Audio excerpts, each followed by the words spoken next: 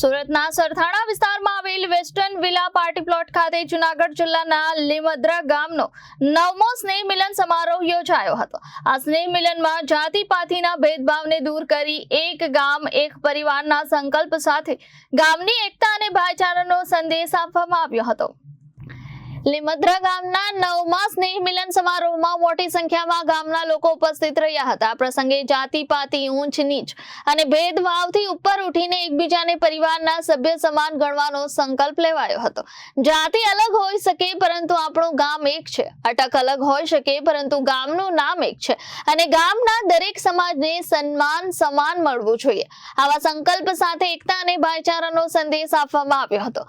ગામના બાળકોમાં શિક્ષણ પ્રત્યે ઉત્સાહ વધે અને તેઓ વધુ સારું પરિણામ મેળવે તે હેતુથી તેજસ્વી વિદ્યાર્થીઓનું સન્માન કરવામાં આવ્યું હતું। ગામના આગેવાનો પ્રવીણભાઈ ભાલાડા અને લલિતભાઈ હપાણી દ્વારા ધોરણ 10 અને 12માં પ્રથમ, દ્વિતીય અને તૃતીય ક્રમે આવેલા વિદ્યાર્થીઓને 36,000 રૂપિયાના રોકડ પુરસ્કારથી સન્માનિત કરવામાં આવ્યા હતા। પ્રોત્સાહનના પરિણામે વિદ્યાર્થીઓમાં અભ્યાસ પ્રત્યેનો ઉત્સાહ વધ્યો હતો।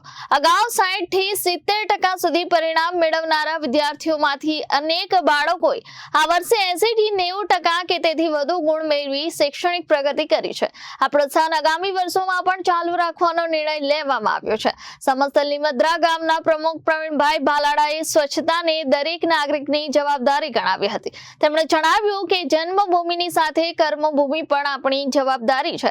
સ્વચ્છતા માત્ર સફાઈ કામદારોની નહીં પરંતુ દરેક નાગરિકની ફરજ છે।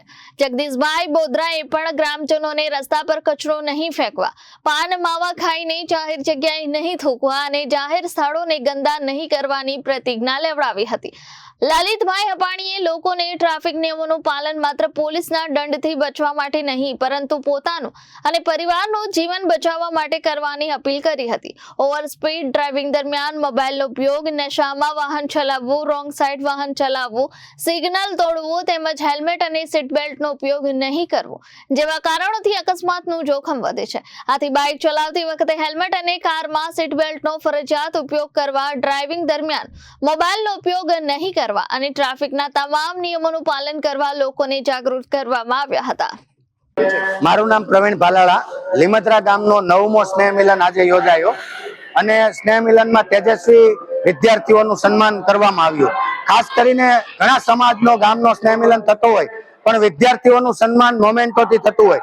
અમે 2025માં જાહેરાત કરી હતી કે 10મા ધોરણમાં અને 12મા ધોરણના બોર્ડમાં જે પ્રથમ અને બીજા ક્રમે અને ત્રીજા ક્રમે આવશે એ વિદ્યાર્થીઓનું રોકડ પુરસ્કારથી સન્માન કરશું। અમે આજે 9મા સ્નેહ મિલનમાં એ વિદ્યાર્થીઓનું 11,000 પુરસ્કાર આપી અને સન્માન કર્યું। જે બાળકો 60-70% લાવતા હતા આ પુરસ્કારના કારણે એમણે ખૂબ મહેનત કરી અને તે 90% લાવ્યા છે।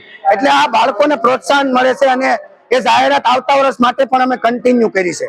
સાથે સાથે ગામના લોકોને એક સંકલ્પ લેવડાવ્યો છે કે અમે એક ગામ એક પરિવાર સાથે અમારો નારો છે અને નાત જાત ઉચ્ચ નીચના ભેદભાવ વગર અમે આખું ગામ ભેગા મળીને આ સ્નેહ મિલન એક પંગતે જમવાના છે એનો સંકલ્પ સાથે ગામમાં કોઈનું ભેદભાવ નહીં કરીએ અને જાતિના કારણે અપમાન નહીં કરીએ। તેમજ ટ્રાફિક પ્રત્યે ખૂબ મોટો જાગૃતિનો સંદેશ આપ્યો છે કે આપણે રોડ ઉપર જ્યારે દરવાજો ખોલીને થૂકીએ ત્યારે કોઈનો અકસ્માત થાય, આપણો જીવ જાય, કોઈનો લાડકવાયો ખોવાય, કોઈનો ભાઈ ખોવાય એ ન થાય એ માટે ટ્રાફિકના નિયમનું પાલન કરવા માટે ગામને ખૂબ મોટો ભાર આપ્યો છે અને સાથે સાથે આ શહેર સ્વચ્છ શહેર બને, આપણું સ્વચ્છ શહેર નંબર 1 છે, નંબર 1 બને તે માટે અમે આજે સંકલ્પ લેવડાવ્યો છે। રોડ ઉપર પાનની પિચકારી નહીં મારીએ, દિવાલ નહીં બગાડીએ, શહેરને ગંદુ ગોબરું નહીં કરીએ, કચરો રોડ ઉપર નહીં ફેંકીએ અને આપણે સફાઈમાં ધ્યાન આપશું, સાથે જમવાનો ભોજનનો બગાડ નહીં કરીએ। આવા સંકલ્પો સાથે આ શહેરની અંદર અમે આજે 9મો સ્નેહ મિલન સંપન્ન કર્યું છે। Bureau report, Janadesh news, Surat.